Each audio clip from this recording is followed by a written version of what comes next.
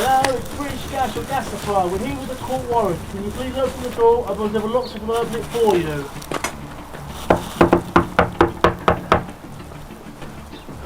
This is the exciting bit. I love this bit.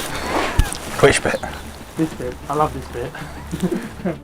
I have been investigating how British Gas and other major energy firms are treating vulnerable customers during the cost of living crisis. While British Gas claims it helps families facing financial difficulties, there have been reports of aggressive debt collection tactics, including breaking into vulnerable people's homes and forcing them onto pay-as-you-go meters. As a result, some families say they have been left for periods without any heating or electricity. There's a company that the major energy firms, including British Gas and others, use to do this very aggressive debt collection. They're called Arvato.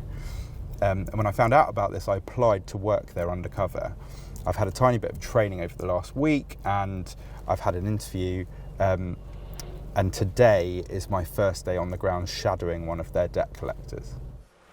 On some of the coldest days in recent weeks, I was in teams of either 4 or 5 men, breaking into families' homes and force-fitting pay-as-you-go meters for British Gas. The debt collection teams are deployed after courts sign off warrants on behalf of the energy firms. The companies are meant to screen for vulnerabilities. However, we broke into this home, even though a neighbour had told us there was a single dad and 3 children living inside. We are not publishing footage from inside this home to protect the privacy of the family. The family was out, but on the living room floor there were toys for young children, Peppa Pig figurines, a small pink bicycle and a mini guitar. In the kitchen there was a child's Ventolin asthma inhaler and eczema cream. The debt collector leading the team did not seem fazed by the signs that children were living in the home. For the benefit of call recording, no inside property, dog has been contained by dog handler, no risks, no vulnerabilities on site, ending call recording now. The British Gas engineer explained how he thought the family would probably get cut off from their heating. He said the account was in the generic name of occupier, so they might not automatically be sent a top-up card. He won't get sent a card, so he's going to go off supply. Oh! Yeah, I don't think it will send him a card. Oh, thank you. So it'll be £10 emergency, and then that's it, and then he'll go off supply. The debt collectors sat on the family's sofa, and one messed around with the children's toys. After almost 2 hours, the job was done. The debt collector leading the team disappeared for a while, and the team waited for him outside. What will you do?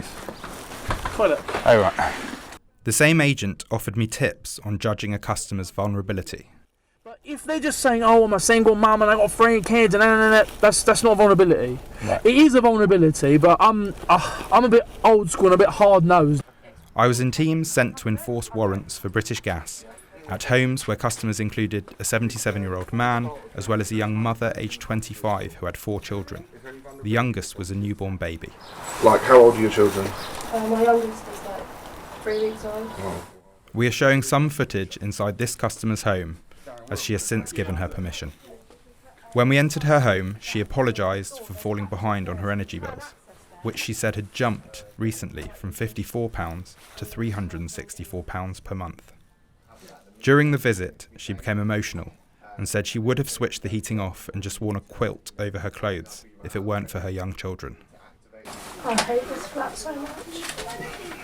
Hopefully, we're hoping to be out of there in a couple of months. Oh, yeah. It's embarrassing. I do try and keep on top of, all of my stuff. No. The debt agent I was shadowing that day decided to walk away without fitting the meter.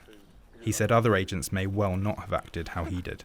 While I was working undercover, the government wrote to energy companies, asking them to stop forcing struggling families onto prepayment meters. However, 4 days later I was back on the road with a team breaking into homes for British Gas. One day, Centrica, which owns British Gas, announced that it was stopping a practice called mode changes. This involves remotely switching customers to pay-as-you-go settings on their smart meters. The following day, I watched a debt agent working for British Gas still doing this, by calling a British Gas call centre. After the change, the customer would typically have £6.50 per week of their heating top-ups automatically taken by British Gas to repay debts. So even though we knew they were in, if you can mode change it, don't even bother knocking. But yeah, ring up, do the mode change, then literally just write the letter out, put it through the letterbox, off you go. Last year, there was a large rise in the number of warrants issued by courts so energy firms could force fit these meters.